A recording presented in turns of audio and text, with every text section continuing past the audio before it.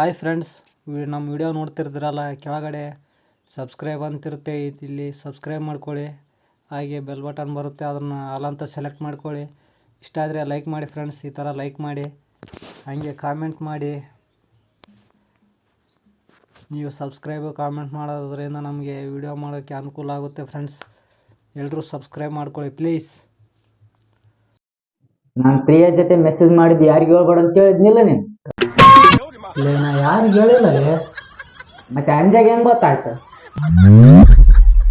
ಅವ್ನಿಗೆ ಒಬ್ಬನಿಗೆ ಹೇಳಿದ್ಮೇಲೆ ಮತ್ತೆ ಒಂದ್ಲೆಗೆ ಹೆಂಗ್ ಗೊತ್ತಾಯ್ತು? ಒಂದ್ಲಾಗ ಅಂಜೆ ಹೇಳಿರ್ಬೇಕಲ್ಲೇ. ಹೆಂಗ್ ಗೊತ್ತಾಯ್ತು?